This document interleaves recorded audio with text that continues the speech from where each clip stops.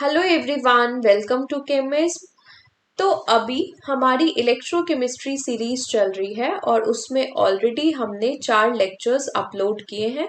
ये वाला lecture 5th lecture रहने वाला है एंड आई होप ये वाला लेक्चर देखने से पहले आप पहले की सारी वीडियोस देख के आए हो। तो अब शुरू करते हैं। यहाँ पे मैंने लिखा है एक क्वेश्चन। सबसे पहले आप ये वाला क्वेश्चन सॉल्व करेंगे और उसके बाद हम आगे बढ़ेंगे। ठीक है, तो यहाँ पे देखो क्वेश्चन क्या कहता है, predict if the reaction between them is feasible. क्या मतलब है इसका, यहाँ पे कुछ स्पीसीज लिखी हुई है। ठीक है, इनको यूज करके आप हाफ सेल कंस्ट्रक्ट कर सकते हो। हाफ सेल का क्या मतलब है, एनोड और कैथोड के रिएक्शंस लिख सकते हो। और आपको पता है जब हम एनोड और कैथोड के रिएक्शन को ऐड कर देंगे तो कंप्लीट सेल रिएक्शन बन जाती है। और हमें बेसिकली यही बताना है कि जो कंप्लीट सेल में रिएक्शन होने वाली है वो फीजिबल है या नहीं है। ठीक है, आपको पता है मैं फीजिबल बोलूं या स्पॉन्टेनियस बोलूं, सेम बात है, राइट। और पहले के लेक्चर्स में हमने बहुत अच्छे से पढ़ा है टेस्ट फॉर स्पॉन्टेनिटी। तो टेस्ट फॉर स्पॉन्टेनिटी में मैंने आपको 2 पॉइंट्स बताए थे। फर्स्ट पॉइंट क्या था, फर्स्ट पॉइंट था delta G naught should be negative, right. और दूसरा पॉइंट था हमारा E not cell should be positive. ठीक है, आपको ये दोनों पॉइंट्स याद रहनी ही चाहिए, कोई एक भी याद हो तो चलेगा क्योंकि दोनों इंटर रिलेटेड है, राइट। तो हमें स्पॉन्टेनिटी के लिए ये देखना होता था कि उस रिएक्शन के लिए डेल्टा जी नॉट की वैल्यू क्या है या फिर ई नॉट सेल की वैल्यू क्या है। तो देखो एक रिलेशन हमने पढ़ा था, delta G not is equals to minus N F E not cell. तो इस रिलेशन से आप देख सकते हो कि अगर डेल्टा जी नॉट की वैल्यू नेगेटिव है तो यहां से ऑटोमेटिकली हमें क्या मिल जाएगा, ई नॉट सेल की वैल्यू पॉजिटिव मिल जाएगी, है ना। तो इन दोनों में से अगर आपको कोई एक भी याद है तो हमारा काम हो जाएगा। ओके, तो अब हम देखेंगे कि इस क्वेश्चन को कैसे प्रोसीड कर सकते हैं हम।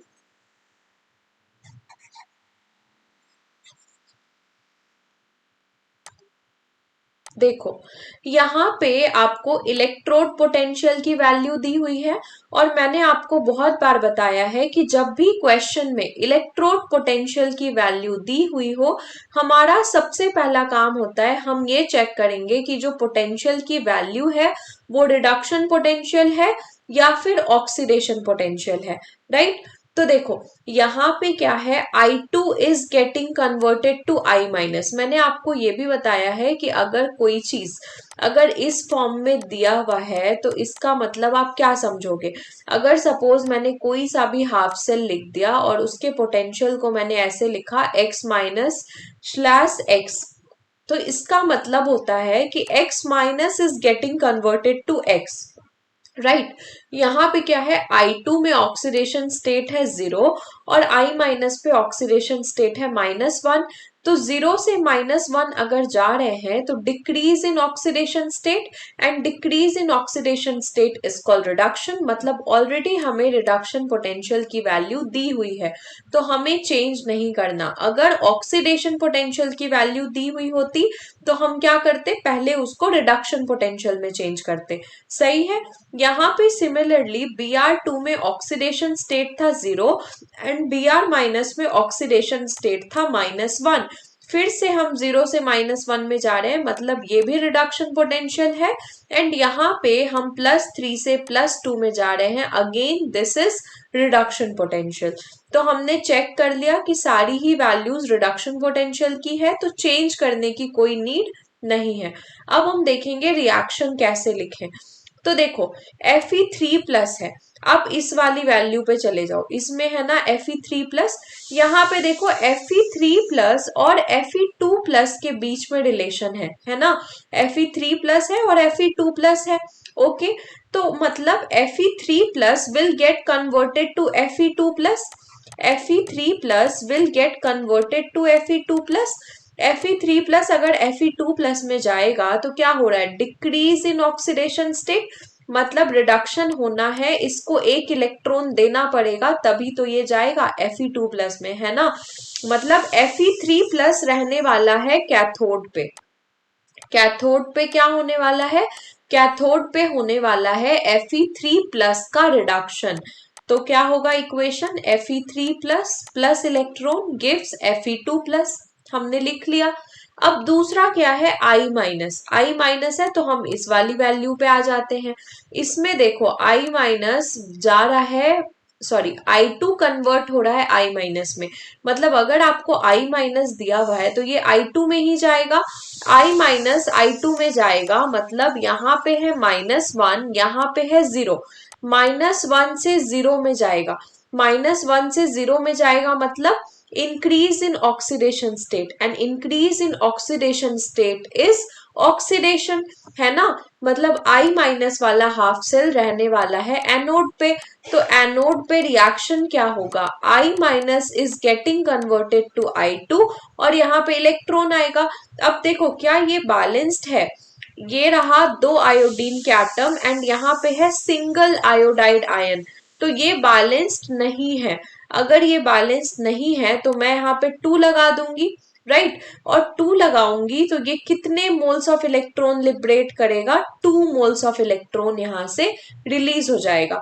अब देखो हमें सिर्फ फिजिबिलिटी चेक करनी है, हमें कंप्लीट सेल रिएक्शन लिख के नहीं दिखाना। अगर यहाँ पे मेंशन्ड होता कि कंप्लीट सेल रिएक्शन भी लिखो और फिर बताओ फिजिबल है या नहीं, तो फिर हमें क्या करना पड़ता, इन दोनों को हम बैलेंस करते such that electrons cancel out हो जाते और हमें मिल जाता कंप्लीट सेल रिएक्शन, हमने पहले किया हुआ है। बट यहाँ पे ऐसा कुछ नहीं है, हमसे ये नहीं पूछ रहा कि कंप्लीट सेल रिएक्शन क्या होने वाली है, हमसे बस ये पूछ रहा है कि वो रिएक्शन फीजिबल होने वाली है या नहीं। तो आप सीधा सीधा वैल्यूज को लेके कर सकते हो, यहाँ पे आपको कंप्लीट सेल रिएक्शन लिखने की कोई जरूरत नहीं है। अब देखो मैंने आपको फॉर्मूला बताया था कि E0 सेल हम लिखते हैं E0 कैथोड -E0 एनोड, सही है। ये वाला फॉर्मूला सबको याद है, होना भी चाहिए। E0 cell is equals to E0 cathode -E0 anode, where both E0 cathode and E0 anode are reduction potential. ये वाला पॉइंट बहुत ज्यादा इंपॉर्टेंट है, ठीक है। अब वैल्यू डालेंगे, कैथोड पे क्या हो रहा है, Fe3+ Fe2+ वाला इन्वॉल्व है, तो कैथोड का क्या लिखेंगे हम, 0.77। और एनोड पे कौन सा इन्वॉल्व है, I- और I2, तो ये वाला हम लिखेंगे एनोड पे, मतलब -0.541। तो ये वैल्यू कहीं ना कहीं पॉजिटिव आने वाली है, राइट। ये वाली वैल्यू पॉजिटिव आने वाली है, सिंस E0 सेल की वैल्यू पॉजिटिव है, मतलब डेल्टा जी क्या रहने वाला है, negative. Since delta G0 is equals to minus N E0 cell, तो अगर E0 सेल पॉजिटिव है तो डेल्टा G0 क्या होगा, नेगेटिव होगा, और ये रिएक्शन हो जाएगा स्पॉन्टेनियस। सही है, यहां तक क्लियर है सबको, ओके। इस वाले क्वेश्चन का सेकंड पार्ट भी है और सेकंड पार्ट आप खुद से करेंगे। अब हम चलते हैं आगे नेक्स्ट टॉपिक पे। तो हमारा नेक्स्ट टॉपिक है, जस्ट अ मिनट, हाँ, तो हमारा नेक्स्ट टॉपिक है इलेक्ट्रोकेमिकल सीरीज। इलेक्ट्रोकेमिकल सीरीज क्या होती है, इलेक्ट्रोकेमिकल सीरीज अभी डेफिनेशन देखते हैं। The arrangement of the arrangement of various standard half cells various standard half cells the arrangement of various standard half cells in the order of their decreasing standard reduction values is known as is known as electrochemical series electrochemical series क्या मतलब है इसका, कि हमने क्या किया, बहुत सारे स्टैंडर्ड हाफ सेल्स लिए और उनके रिडक्शन पोटेंशियल को डिक्रीजिंग ऑर्डर में अरेंज कर दिया। तो हमें एक सीरीज मिली जिसको हम बोलते हैं इलेक्ट्रोकेमिकल सीरीज। अब देखो यहाँ पे, ओके, ये है इलेक्ट्रोकेमिकल सीरीज, ये मैंने एनसीईआरटी से ही लिया है। तो यहाँ पे एक पॉइंट नोट करो, क्या लिखा हुआ है ऊपर, standard electrode potential at 298 kelvin, temperature mentioned है, राइट। तो जब हम पढ़ रहे थे फैक्टर्स अफेक्टिंग इलेक्ट्रोड पोटेंशियल, तो वहां पे अगर आपको याद हो तो एक पॉइंट था टेम्परेचर। मतलब इलेक्ट्रोड पोटेंशियल टेम्परेचर पे डिपेंड करता है, और अगर मैं टेम्परेचर को वैरी करवाऊं तो इलेक्ट्रोड पोटेंशियल की वैल्यू भी चेंज करेगी, है ना। तो ये सारी वैल्यूज जो दी हुई हैं वो 298 केल्विन पे दी हुई हैं। अगर मैं टेम्परेचर कंडीशन चेंज करूं तो वैल्यूज भी चेंज करेगी। अब यहाँ पे देखो क्या क्या है, जस्ट अ मिनट, ओके, यहाँ पे देखो सबसे ज्यादा रिडक्शन पोटेंशियल 2.87 इस फ्लोरीन फ्लोराइड वाले हाफ सेल के लिए है, और इसीलिए ये टॉप पे है। अब हम जैसे जैसे नीचे जा रहे हैं तो रिडक्शन पोटेंशियल की वैल्यू चेंज कर रही, सॉरी डिक्रीज कर रही है। हमें कैसे पता रिडक्शन पोटेंशियल है, क्योंकि यहाँ पे तो सिर्फ ई नॉट लिखा हुआ है, ये तो लिखा नहीं है कि ये रिडक्शन पोटेंशियल है। तो हमें ऐसे पता है कि देखो यहाँ पे रिएक्शन क्या लिखी हुई है, रिएक्शन में बेसिकली क्या हो रहा है कि फ्लोरीन है जो कि 2 इलेक्ट्रॉन एक्सेप्ट करके फ्लोराइड आयन में कन्वर्ट हो रहा है ना। तो मतलब रिएक्शन क्या हो रही है, basically gain of electron, and gain of electron is what, reduction.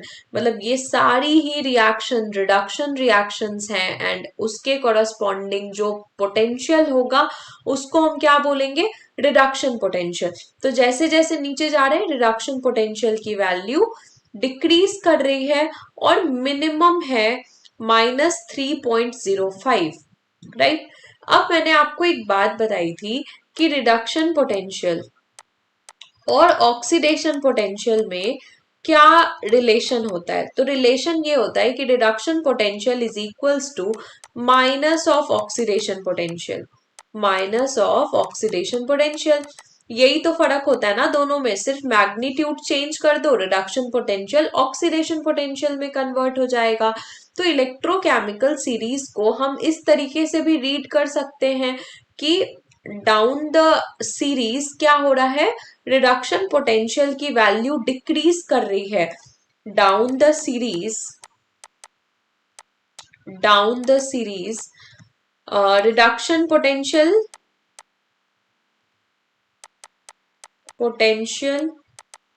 is decreasing, that is oxidation potential is increasing, मैं ऐसा लिख सकती हूँ, that is oxidation potential is increasing, है ना।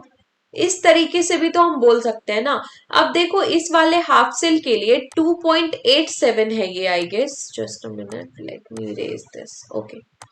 इस वाले हाफ सेल के लिए 2.87 है रिडक्शन पोटेंशियल। तो अगर मैं यहाँ पे लिखूं ऑक्सीडेशन पोटेंशियल, तो इस वाले हाफ सेल के लिए ऑक्सीडेशन पोटेंशियल रहने वाला है -2.87, -1.81, -1.78, है ना। और अगर मैं नीचे चली जाऊं तो ये हो जाएगा 3.05, 2.93। तो देखो down the series oxidation potential increase कर रही है ना। ओके, तो ये वाली चीज हो गई। अब एक दो पॉइंट्स लिखते हैं हम यहाँ पे। सबसे पहले आप लिखेंगे 2 पॉइंट्स, क्या है, higher value of reduction potential. Higher value of reduction potential का क्या मतलब है, higher value of reduction potential, reduction occurs easily, reduction occurs easily. मतलब जिस हाफ सेल के लिए रिडक्शन पोटेंशियल की वैल्यू ज्यादा होगी उस हाफ सेल में क्या होगा, रिडक्शन होगा, रिडक्शन अकर्स इजिली। और अगर higher value of oxidation potential है तो higher value of oxidation potential, oxidation occurs easily, oxidation occurs easily. सही बात है। ओके। तो अगर आपको दो तीन हाफ सेल्स दिए हो, उनके रिडक्शन पोटेंशियल की वैल्यू दी हो, तो आप पता लगा सकते हो कि किस में रिडक्शन होने वाला है, क्योंकि जिसका रिडक्शन पोटेंशियल मैक्सिमम होगा उसका रिडक्शन होगा, और जिसका ऑक्सीडेशन पोटेंशियल मैक्सिमम होगा उसका ऑक्सीडेशन होगा। अब हम यहाँ पे ना एक दो चीजें देखते हैं इस सीरीज में। ओके।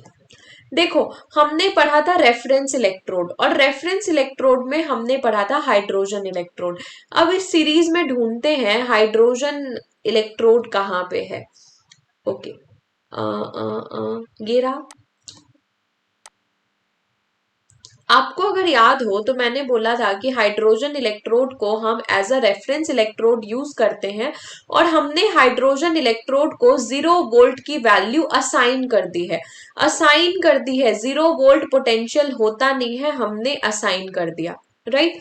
अब देखो, 0 से ऊपर जितने भी हाफ सेल्स हैं, हाइड्रोजन इलेक्ट्रोड के ऊपर जितने भी इलेक्ट्रोड हैं और हाफ सेल हैं, उन सब की पोटेंशियल पॉजिटिव है, और हाइड्रोजन इलेक्ट्रोड के नीचे जितने भी हाफ सेल्स हैं उन सब का पोटेंशियल नेगेटिव है। राइट। तो अगर सपोज सपोज मेरे पास कोई हाफ सेल है, ओके, और वो हाइड्रोजन इलेक्ट्रोड के ऊपर लाई कर रहा है इलेक्ट्रोकेमिकल सीरीज में, वो हाइड्रोजन इलेक्ट्रोड के ऊपर लाई कर रहा है इलेक्ट्रोकेमिकल सीरीज में। ठीक है। तो अगर मैं हाफ सेल कंस्ट्रक्ट करूं तो एनोड पे क्या रहने वाला है और कैथोड पे क्या रहने वाला है। तो देखो, हाइड्रोजन इलेक्ट्रोड के ऊपर लाई कर रहा है, मतलब उसका पोटेंशियल कहीं ना कहीं 0 से ज्यादा होगा, क्योंकि हाइड्रोजन इलेक्ट्रोड के ऊपर जितने भी हैं सबका रिडक्शन पोटेंशियल पॉजिटिव है, 0 से ज्यादा है। ठीक है। अगर उसका पोटेंशियल 0 से ज्यादा होगा तो ऑब्वियसली, सपोज मैं ऐसे लिख देती हूँ, कोई भी हाफ सेल है ये आर्बिट्ररी, या फिर सपोज मान लो मैंने इसमें से कोई सा भी ले लिया, कोई सा भी एजी वाला ले लेती हूँ, E0 एजी प्लस एजी, इसकी वैल्यू हमें पता है 0.80, 0.80, और जो हाइड्रोजन वाला है E0H+H2, इसके लिए है 0 वोल्ट। तो इन दोनों को मैंने कपल करके एक सेल बना दिया। तो अब आपको बताना है कि एनोड पे कौन रहने वाला है एंड कैथोड पे कौन रहने वाला है। एनोड पे क्या होता है, ऑक्सीडेशन होता है। एनोड पे ऑक्सीडेशन होता है, तो जिसकी ऑक्सीडेशन पोटेंशियल ज्यादा होगी, जिस हाफ सेल की, वो एनोड पे रहना चाहेगा। ऑक्सीडेशन पोटेंशियल ज्यादा होने का क्या मतलब है, अब देखो ये तो रिडक्शन पोटेंशियल है ना, क्योंकि +1 से 0, डिक्रीज इन ऑक्सीडेशन स्टेट मतलब रिडक्शन पोटेंशियल है, ये भी रिडक्शन पोटेंशियल है। तो अगर मैं ऑक्सीडेशन स्टेट लिखूं इसके लिए, तो वो हो जाएगा कितना, -0.80। इस वाले के लिए ऑक्सीडेशन पोटेंशियल हो जाएगा -0.80, और हाइड्रोजन इलेक्ट्रोड के लिए तो ऑक्सीडेशन पोटेंशियल भी 0 वोल्ट ही रहने वाला है। तो अब आप मुझे बताओ, 0 और -0.80 में से बड़ा क्या है, 0 है। मतलब हाइड्रोजन का और हाइड्रोजन इलेक्ट्रोड का ऑक्सीडेशन पोटेंशियल ज्यादा है, इसीलिए एनोड पे क्या रिएक्शन होने वाली है, एनोड पे ये होने वाला है, hydrogen will be oxidised. Right. और कैथोड पे क्या रिडक्शन होता है, तो जिसका रिडक्शन पोटेंशियल ज्यादा होगा वो रहेगा कैथोड पे। रिडक्शन पोटेंशियल एजी वाले हाफ सेल का है 0.80, और हाइड्रोजन इलेक्ट्रोड का है 0। तो ऑब्वियसली 0.80 0 वोल्ट से बड़ा है, मतलब कैथोड पे Ag+ का होने वाला है रिडक्शन। सही है। तो ऐसे आप आइडिया लगा सकते हो हाफ सेल को देख के कि कौन सा एनोड पे रहने वाला है और कौन सा कैथोड पे रहने वाला है। ओके। अब यहाँ पे ना दो पॉइंट्स लिखी हुई है, इसको मैं थोड़ा जूम आउट कर देती हूँ। अब देखते हैं क्या लिखा है। A negative E0 means that the redox couple is a stronger reducing agent than the H+H2 couple. अब रिड्यूसिंग एजेंट क्या होता है, मैंने आपको पहले बताया हुआ है। रिड्यूसिंग एजेंट का मतलब होता है जो दूसरे को रिड्यूस करा दे। दूसरे को रिड्यूस कराने का क्या मतलब है, जो खुद ऑक्सीडाइज हो जाए। मतलब रिड्यूसिंग एजेंट क्या करता है, रिड्यूसिंग एजेंट क्या होता है, गेट्स ऑक्सीडाइज्ड, गेट्स ऑक्सीडाइज्ड। अगर ये ऑक्सीडाइज हो रहा है मतलब इसका ऑक्सीडेशन पोटेंशियल ज्यादा होगा। यहाँ पे क्या लिखा हुआ है, a negative E naught means that the redox couple is a stronger reducing agent than the H+H2 couple. अगर देखो इलेक्ट्रोड पोटेंशियल नेगेटिव बोल रहा है, नेगेटिव ई नॉट का क्या मतलब है कि इलेक्ट्रोड पोटेंशियल नेगेटिव है, सॉरी रिडक्शन पोटेंशियल नेगेटिव है। अगर रिडक्शन पोटेंशियल नेगेटिव है तो ऑक्सीडेशन पोटेंशियल ऑब्वियसली पॉजिटिव होगा। इसका क्या मतलब है, reduction potential negative, that is therefore oxidation potential क्या रहने वाला है, पॉजिटिव। Oxidation potential positive. और अगर मैं H+H2 कपल की बात करूं तो इसका ऑक्सीडेशन पोटेंशियल बोलो या रिडक्शन पोटेंशियल बोलो, दोनों ही जीरो रहता है। ठीक है, तो अगर पॉजिटिव है और ये जीरो है मतलब पॉजिटिव वाला तो ऑब्वियसली जीरो से बड़ा है, इसका ऑक्सीडेशन पोटेंशियल ज्यादा होगा, इसीलिए ये ऑक्सीडाइज हो जाएगा एंड इसीलिए हम बोलेंगे it is a better reducing agent than H+H2 couple. Similarly हम नीचे वाला पॉइंट समझते हैं, आपको क्लियर हो जाएगा। अब क्या बोला, positive E not, positive E not का क्या मतलब है, पॉजिटिव रिडक्शन पोटेंशियल, मतलब देयरफॉर नेगेटिव ऑक्सीडेशन पोटेंशियल।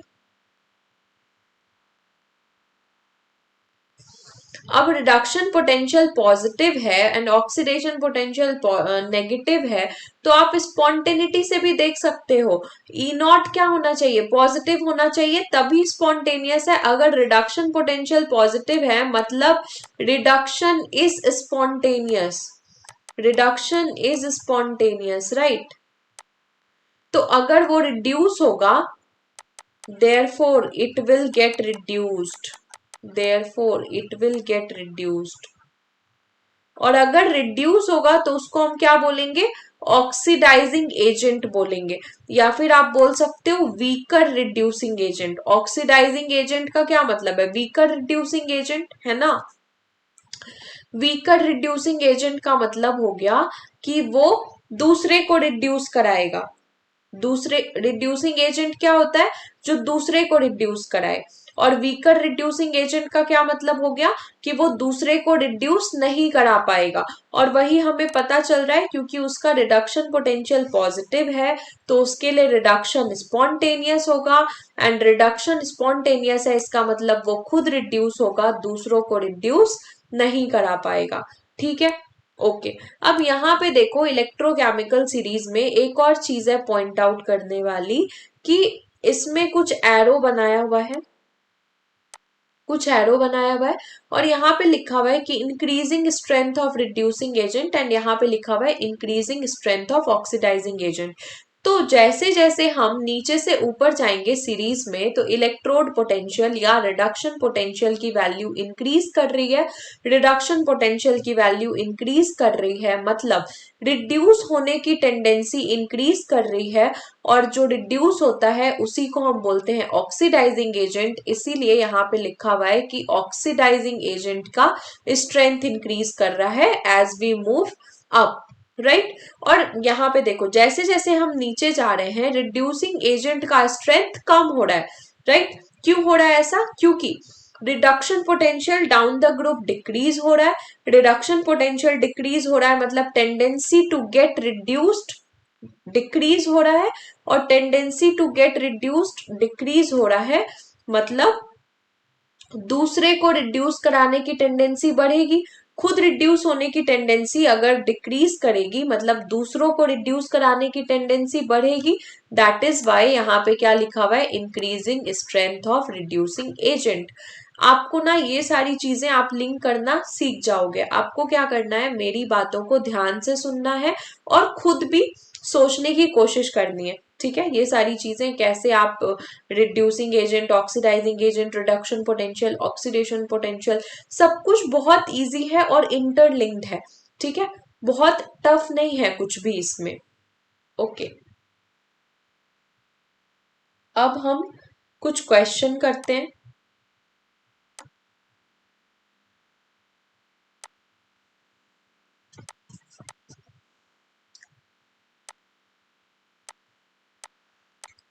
एक क्वेश्चन है, आपको ई नॉट की वैल्यूज दी हुई है, E naught Cr2O7 2 minus Cr3 plus, इसकी वैल्यू है 1.33 वोल्ट। एक है ई नॉट Cl2 माइनस, इसकी वैल्यू है 1.36 वोल्ट। एक है E naught MnO4 minus Mn2 plus, इसकी वैल्यू है 1.51 वोल्ट। एक है E naught Cr3 plus Cr, इसकी वैल्यू है -0.74, सॉरी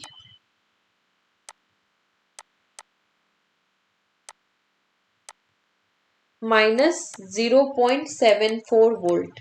ठीक है, अब आपसे पूछा हुआ है, एमसीक्यू टाइप क्वेश्चन है, पूछा है मोस्ट स्टेबल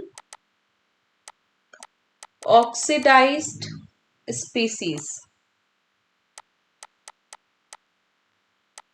आपको बताना है कि इन सब में से मोस्ट स्टेबल ऑक्सीडाइज्ड स्पीसीज कौन कौन कौन सी है, और ऑप्शंस हैं Cr3 प्लस, ऑप्शन बी है MnO4 माइनस, ऑप्शन सी है Cr2, सॉरी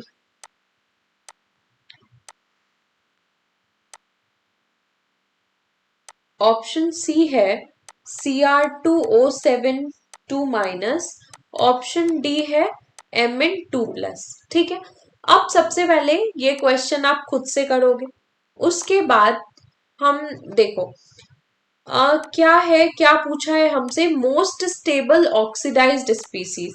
सबसे पहले हमें पता होना चाहिए कि मोस्ट स्टेबल ऑक्सीडाइज्ड स्पीसीज हम बोलेंगे किसको। तो ये बात मैं आपको बता देती हूँ, मोस्ट स्टेबल ऑक्सीडाइज्ड स्पीसीज का मतलब होगा species which don't undergo reduction.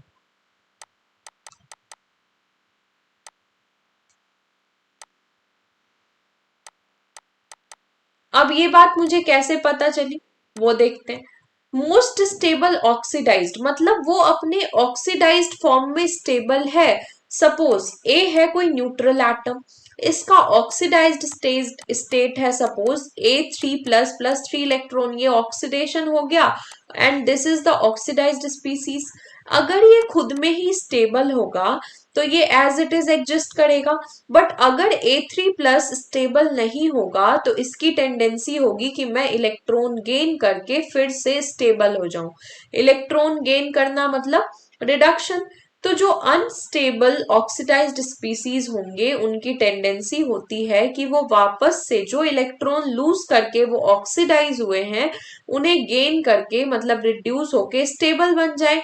But अगर कोई स्पीसीज अपने ऑक्सीडाइज्ड फॉर्म में स्टेबल है तो वो इलेक्ट्रॉन गेन क्यों करना चाहेगा, है ना। स्टेबल है, अभी जो मैं आपको जीओसी पढ़ा रही हूँ, साथ में जीओसी की सीरीज भी चल रही है, उसमें मैंने आपको बताया था कि जो चीज स्टेबल होती है वो रिएक्शन नहीं देना चाहती, है ना। तो अगर कोई ऑक्सीडाइज फॉर्म में स्टेबल होगा तो वो रिड्यूस क्यों होना चाहेगा, इसीलिए मैंने लिखा most stable oxidised species are those which don't undergo reduction। Okay, which don't undergo reduction का क्या मतलब है। अब मैंने आपको बोला था कि अगर रिडक्शन पोटेंशियल हाई है, अगर रिडक्शन पोटेंशियल हाई है तो इसका मतलब होता है गेट्स रिड्यूस्ड इजिली। इसका मतलब क्या होता था, गेट्स रिड्यूस्ड इजिली। अब अगर हमें रिडक्शन नहीं करवानी, रिडक्शन नहीं करवानी तो इसका क्या मतलब हो सकता है, low value of reduction potential. अगर रिडक्शन पोटेंशियल की वैल्यू लो होगी या नेगेटिव होगी, अगर रिडक्शन पोटेंशियल की वैल्यू नेगेटिव हो गई मतलब रिडक्शन क्या हो जाएगा, नॉन फिजिबल। ये भी मैं लिख देती हूँ, अगर रिडक्शन पोटेंशियल की वैल्यू नेगेटिव हो गई तो रिडक्शन हो जाएगा, रिडक्शन हो जाएगा non spontaneous, right. Since E not की वैल्यू पॉजिटिव होनी चाहिए स्पॉन्टेनियस रिएक्शन के लिए। ये सारी बातें मैं आपको इतनी बार इसीलिए बता रही हूँ कि लेक्चर देखते देखते ही आपको चीजें याद हो जाए। ठीक है, तो अब हम चेक करते हैं कि किस केस में रिडक्शन पोटेंशियल की वैल्यू नेगेटिव आ रही है। जिस भी केस में रिडक्शन पोटेंशियल की वैल्यू नेगेटिव आ जाएगी, हम श्योर हो जाएंगे कि वहां पे रिडक्शन नहीं होने वाला है। ठीक है, अब सबसे पहला काम फिर से वही करोगे आप कि जब भी क्वेश्चन में इलेक्ट्रोड पोटेंशियल की वैल्यू दी हुई हो, आप चेक करोगे वो रिडक्शन पोटेंशियल है या ऑक्सीडेशन पोटेंशियल है। अगर ऑक्सीडेशन पोटेंशियल है तो सबसे पहले उसको रिडक्शन पोटेंशियल में चेंज कर देंगे, राइट। अब देखो ये हमें कैसे पता चलेगा ऑक्सीडेशन पोटेंशियल है या रिडक्शन पोटेंशियल है। यहाँ पे हमें सीआर का ऑक्सीडेशन स्टेट निकालना पड़ेगा। Cr2O7 माइनस में हमें Cr का ऑक्सीडेशन स्टेट निकालना पड़ेगा। तो इसको मैं लिखूंगी 2x, मैंने x मान लिया Cr का ऑक्सीडेशन स्टेट, तो इसको मैं लिखूंगी 2x। O पे कितना होता है -2 और कितने ऑक्सीजन है 7, तो -14 हो जाएगा। 2 into 7 is equals to overall charge कितना है -2। 2x minus 14 is equals to -2, 2x is equals to +12, x is equals to +6। मतलब यहाँ पे क्रोमियम का ऑक्सीडेशन स्टेट है +6 और ये +6 से +3 में जा रहा है, डिक्रीज इन ऑक्सीडेशन स्टेट, मतलब ये रिडक्शन पोटेंशियल ही है, राइट। यहाँ पे देखो Cl2 था 0 में और ये जा रहा है -1 में, decrease in oxidation state, again this is reduction potential. यहाँ पे Mn का ऑक्सीडेशन स्टेट निकालेंगे, x मान लेंगे, ऑक्सीजन का होता है -2 और 4 ऑक्सीजन है इज इक्वल्स टू -1, यहां से x आ गया +7, राइट। तो यहाँ पे मैग्नीशियम का ऑक्सीडेशन स्टेट है +7, ये +7 से +2 में जा रहा है, again decrease in oxidation state, मतलब ये भी रिडक्शन पोटेंशियल है, राइट। यहाँ पे देखते हैं, यहाँ पे क्या है +3 से 0 में जा रहा है, again this is decrease in oxidation state, मतलब ये भी रिडक्शन पोटेंशियल है। तो सबके लिए ही रिडक्शन पोटेंशियल की वैल्यू दी हुई है। इन तीनों की रिडक्शन पोटेंशियल की वैल्यू पॉजिटिव है, मतलब इनके लिए रिडक्शन रहने वाला है फिजिबल और ये रिड्यूस हो जाएंगे। बट Cr3 प्लस Cr वाले के लिए रिडक्शन पोटेंशियल की वैल्यू नेगेटिव है, मतलब इसके लिए रिडक्शन फिजिबल नहीं है, ये रिड्यूस नहीं होगा। Cr3 प्लस रिड्यूस नहीं होगा, therefore Cr3 plus is the most stable oxidised species. हमारा आंसर हो जाएगा ऑप्शन ए। ठीक है, इतनी बात क्लियर है सबको। अब आगे चलते हैं, एक और क्वेश्चन करेंगे, just a minute.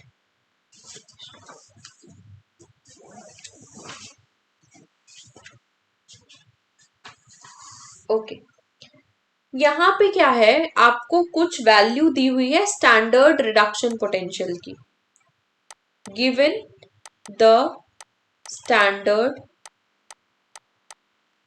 Electrode potentials,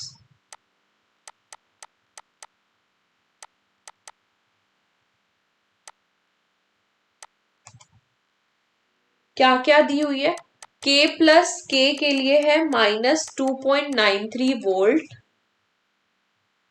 Ag plus Ag के लिए है 0.80 वोल्ट, Hg2 प्लस Hg के लिए है 0.79 वोल्ट, Mg2 प्लस Mg के लिए है -2.37 वोल्ट, Cr3 प्लस Cr के लिए है -0.74 वोल्ट। और क्वेश्चन है arrange these metals, arrange these metals in their increasing order of reducing power, reducing power का क्या मतलब है। अब मतलब रिड्यूसिंग एजेंट की बात कर रहा है। Increasing order of reducing power का मतलब है कि स्ट्रेंथ ऑफ रिड्यूसिंग एजेंट की बात कर रहा है, राइट। रिड्यूसिंग पावर का मतलब है कि दूसरे को कितना इजिली रिड्यूस करा देगा, है ना। तो मतलब खुद कितना इजिली ऑक्सीडाइज हो जाएगा। ओके, आपसे ये पूछ रहा है कि कौन सा है इनमें से ऐसा जो सबसे ज्यादा इजिली ऑक्सीडाइज हो जाएगा, क्योंकि अगर खुद इजिली ऑक्सीडाइज होगा तभी तो वो दूसरे को इजिली रिड्यूस कराएगा। देखो ये वाली बात मैं कैसे बोलती हूँ, सपोज ए है, ये कन्वर्ट हो रहा है ए प्लस प्लस इलेक्ट्रॉन में, सपोज कोई बी है, ये कन्वर्ट हो रहा है बी प्लस प्लस इलेक्ट्रॉन में। इसके लिए मैं ऑक्सीडेशन पोटेंशियल की वैल्यू लिख रही हूँ दोनों के लिए। सपोज ए वाले के लिए ऑक्सीडेशन पोटेंशियल की वैल्यू है 0.8 वोल्ट और बी वाले के लिए ऑक्सीडेशन पोटेंशियल की वैल्यू है 1.2 वोल्ट।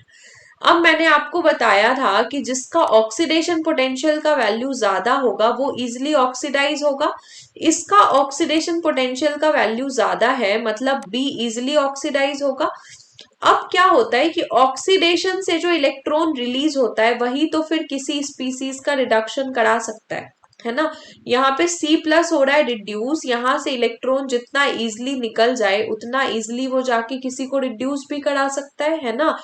B का ऑक्सीडेशन पोटेंशियल ज्यादा है, मतलब B इजिली ऑक्सीडाइज होगा, इजिली इलेक्ट्रॉन लूज कर देगा, और इलेक्ट्रॉन अगर इजिली रिलीज हो जाएगा तो वो जाके किसी को इजिली रिड्यूस कर सकता है ना। तो अगर कोई स्पीसीज खुद इजिली ऑक्सीडाइज हो जाएगा तो वो सामने वाले या दूसरे स्पीसीज को इजिली रिड्यूस कर देगा।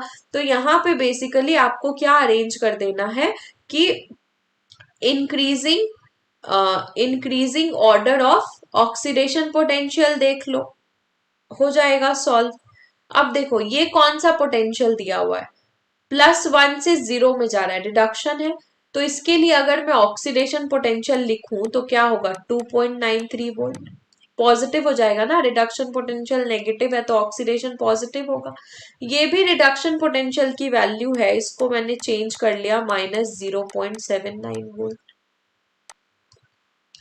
ये भी रिडक्शन है, इसको भी चेंज कर लिया 0.74 वोल्ट। इसको भी चेंज कर लो ऑक्सीडेशन पोटेंशियल में -0.80 वोल्ट, ये हो जाएगा 2.37 वोल्ट। देखो अब आप बोलोगे कि आप तो बोलते थे कि इलेक्ट्रोड पोटेंशियल को रिडक्शन पोटेंशियल में चेंज कर लो, अगर दिया हुआ है तो बढ़िया है, नहीं दिया तो रिडक्शन पोटेंशियल में चेंज कर लो। अब आप यहाँ पे ऑक्सीडेशन पोटेंशियल में क्यों चेंज कर रहे हो, आप रिडक्शन पोटेंशियल से भी सॉल्व कर सकते हो इसको, बट यहाँ पे मुझे ऑक्सीडाइज कौन कितना इजिली ऑक्सीडाइज होगा इसका ऑर्डर लगाना है, इसीलिए मैं आपको ऑक्सीडेशन पोटेंशियल से करा रही हूँ। ठीक है, तो देखो सबसे ज्यादा मैक्सिमम ऑक्सीडेशन पोटेंशियल किसका है, वही इजिली ऑक्सीडाइज होगा एंड उसका रिड्यूसिंग पावर सबसे ज्यादा होगा, है ना। तो यहाँ पे K प्लस वाले के लिए ऑक्सीडेशन पोटेंशियल मैक्सिमम है। अब देखो K प्लस और K में से ऑक्सीडाइज कौन होगा, ऑक्सीडाइज तो बाबा पोटेशियम ही होगा ना, क्योंकि पोटाशियम इलेक्ट्रॉन लूज करके K प्लस में जाता है। K प्लस रिड्यूस हो सकता है, K ऑक्सीडाइज हो सकता है, K इलेक्ट्रॉन दे सकता है, बट K प्लस इलेक्ट्रॉन लेके K में जा सकता है। तो ऑक्सीडेशन पोटेंशियल सबसे ज्यादा इसकी है। तो अगर मैं रिड्यूसिंग पावर का ऑर्डर लगाऊं, या फिर इसको मैं ऐसे भी लिख सकती हूँ, टेंडेंसी टू गेट ऑक्सीडाइज, ताकि आप कंफ्यूज ना हो, टेंडेंसी टू गेट ऑक्सीडाइज्ड। तो सबसे मैक्सिमम है के वाले के लिए, तो के आ जाएगा सबसे पहले। उसके बाद सेकंड हाईएस्ट वैल्यू है mg के लिए, तो mg आ जाएगा उसके बाद। उसके बाद उसके बाद है आपका क्रोमियम के लिए, ठीक है। उसके बाद आपका आ जाएगा Hg और फिर आ जाएगा Ag। तो ऑर्डर क्या आ गया हमारा, यहाँ पे मैं अच्छे से लिख देती हूँ, potassium, magnesium, chromium, mercury and silver. ये आ गया order, potassium, magnesium, chromium, mercury and silver. Silver least tendency show कर रहा है ऑक्सीडाइज होने का, क्योंकि इसका जो ऑक्सीडेशन पोटेंशियल है वो मिनिमम है, ठीक है। अब आप इसको रिडक्शन पोटेंशियल से भी देख सकते हो। अगर आपको मैं बोलूं कि सिल्वर लीस्ट टेंडेंसी शो कर रहा है ऑक्सीडाइज होने का, मतलब मैक्सिमम टेंडेंसी शो कर रहा है रिड्यूस होने के लिए, तो देखो रिडक्शन पोटेंशियल सबसे ज्यादा Ag का ही है, ठीक है। बट अगर आपको क्वेश्चन से आप ये फिगर आउट कर लो कि आपको ये कंपेयर करना है कि कौन कितना इजिली ऑक्सीडाइज हो रहा है, तो in that case oxidation potential से मूव करना बेटर है, क्योंकि मैंने आपको रिलेशन बताया है कि जिसका ऑक्सीडेशन पोटेंशियल जितना ज्यादा वो उतना इजिली ऑक्सीडाइज हो जाएगा, है ना। यहाँ तक क्लियर है सबको।